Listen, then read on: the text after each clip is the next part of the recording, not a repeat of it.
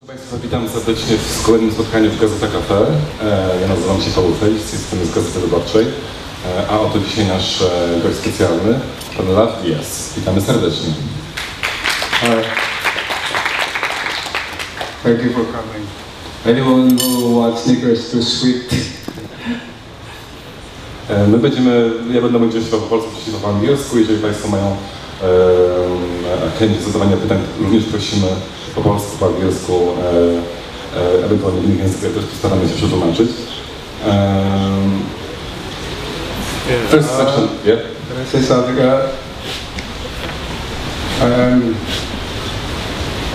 I'm sorry I'm not a lecture guy, so I just try to answer your questions. So first question maybe not connected to the cinema directly. It's a bit too strong. Okay, poczekaj. I'm sorry, I couldn't hear anything, it's too loud.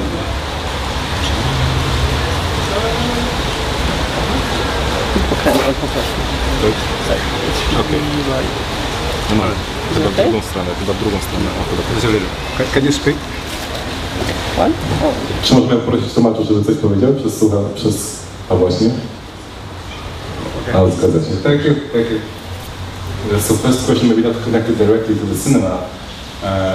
What's your first impression when you hear the word crisis? Because we are talking about crisis during this discussions here in Gazeta Cafe, so what's your first impression, first connection? Can I take it's here. my answer? Yeah. Do you speak Polish translation? Yeah, because it's annoying, so... Okay. Yeah, you can take it up. Yeah. What's the question again? Your impression about the word crisis, what do you think? Well, it's in the news every day. Syria, what are we doing? Yeah, Assad must go. It's crisis. And crisis of the cinema, do you believe in something like crisis in the cinema? I think there's no crisis in cinema. It's very dynamic right now. There's a lot of festivals all over the world. A lot of filmmakers are doing a lot of things.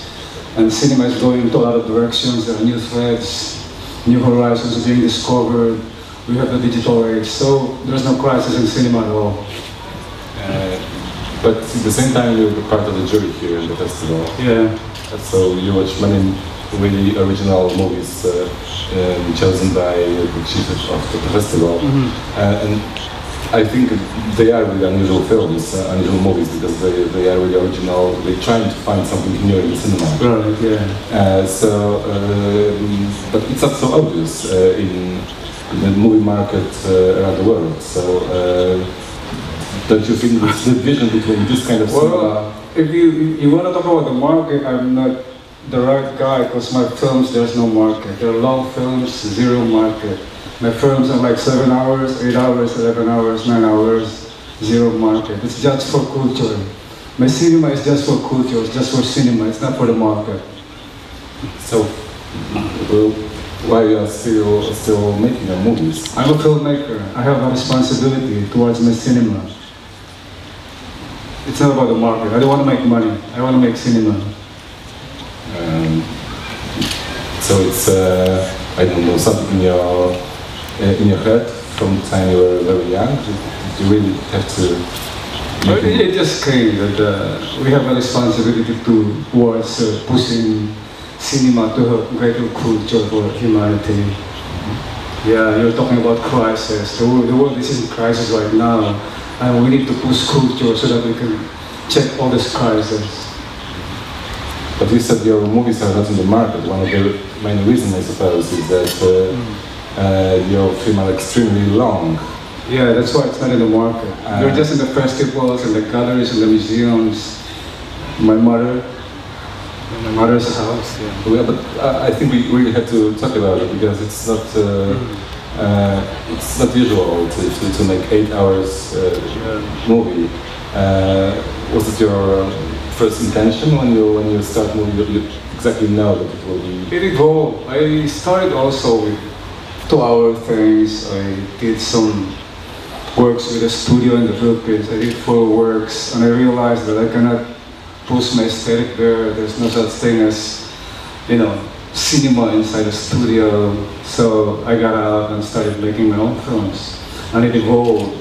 my own framework now evolved. This is what I'm comfortable now with the kind of practice that I'm doing right now. But don't you think it may be really difficult even for the audience to watch 6-7 hours so long? You should ask the audience who watch my film. They love it. Don't worry about it. There's no such thing as part of the audience. Yeah, that's right. There's no such thing as long film or short film. Just like the novel. There's a short novel and a long novel, a long poem and a short poem, a big canvas and a small canvas. It's the same with cinema. We shouldn't confine cinema to just a 2-hour thing. Exactly, but at the same time... Cinema is free, it's art. Yeah. In the same time, here in the festival, I speak to many colleagues and many people from the audience, and they are afraid to see your movies because it's 6 or 7 hours, so it's a really long time. So you have to be prepared for this kind of fear. Fear is the greatest thing on earth. It's compromise. Once you fear, you compromise your soul, man. So let's maybe start talking about the beginning. As far as I know, one of the very important person in your life was your father, the one who was really a fan of cinema. Is that true? Yeah. My father is a cinephilia. I grew up in the southern part of the Philippines. It's an island called Mindanao. And in the forest where we live, 2 hours away, there's a town called Tacorong where they have like 4 theaters. And they have double bills, so 8 movies a week. And we watch those movies every week, so it's my kind of film school. What kind of movies do you... Everything. From Hong Kong, Kung Fu, to all the slapsticks, to Hollywood extravaganzas, everything. It's all there. But your parents were teachers? They were teachers. They were pioneer teachers in the island. So, but why the movie, film was so important for them, for your father? Well, maybe it's a kind of escape for us, because we're living in the middle of the forest. There's nothing. There's just the frogs, the birds, the snakes, the rivers. And they make love and they read. And Saturdays and Sundays we go to the movies. Or maybe the church sometimes, yeah. But my father is a fucking socialist, so it's just my mother, so... But can you remember your impressions when you were watching movies when you were really young? Oh yeah, of course. Can you say something about this? I remember there's this cinema called, there are like 4 theaters there. One is called Real Theater, Lonely Theater, Ideal Theater, and one is French Theater. It's owned by a Frenchman who's married to a Filipina. And on the wall of his cinema, there's the big face of Klaus Kinski. The one with the eye at the, what's this, Fitzcarraldo? So it's all there. So I remember that film every time. So when I grow up, I realized, oh, it's a masterpiece. It's by Werner Herzog. Yeah, it's such a discovery. But I watched it 1,000 times when I was a kid, because we were using it as a double bill every time. But did you treat movies like fairy tales? I don't know, like some kind of escape from the real life? Or? Yeah, of course. Yeah, we mimic all the action stars. We do our own wars. Every time we watch Bruce Lee, we go back to our barrio and we do all the stunts. So it's like a form of escape. It's a fairy tale. Yeah, cinema is magic. Yeah. But in the same time, or maybe later, now you're a guitarist. When it started. When it started? Yeah, of course. I was into music in college and I had a band and I wanted to do music. But then it's hard to do music in the country, so I went back to cinema.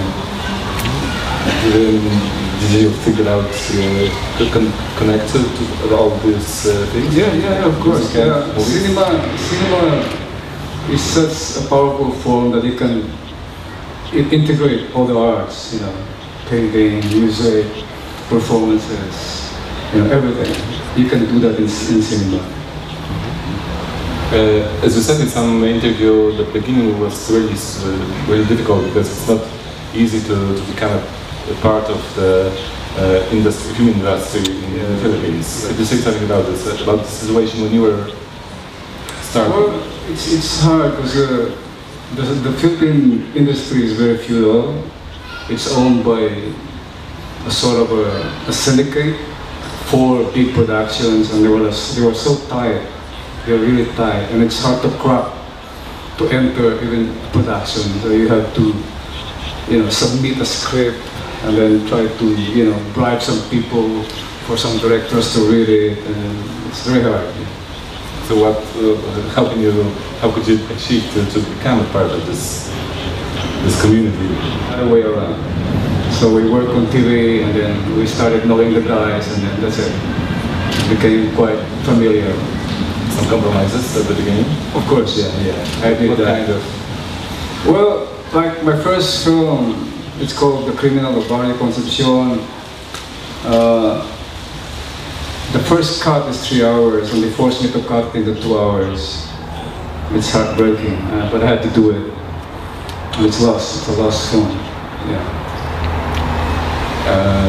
But when was the first moment when you thought you can really achieve something more in the cinema, not only when I went to work in New York City as a Filipino worker there, I started shooting on 16mm, and that's it. It liberated me. And then, of course, the advent of the digital age, which is quite a liberation for us. Proszę Państwa, jeżeli są pytania z Państwa strony, to oczywiście prosimy. If you have questions. Yes, any questions, please just ask. We have a microphone here. But let's talk about this the beginning some more, Okay. because could you tell it was experience which I don't know, which showed you how to make movies in the future? I mean, some skills you get through this experience when you were young and you wrote the scripts.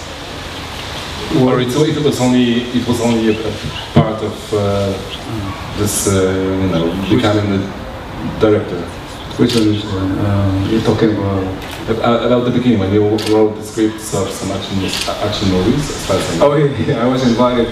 There was this screenwriting contest, so we entered, and I was one of the winners. And then the biggest action star of the country invited us to do the script, and it was crazy.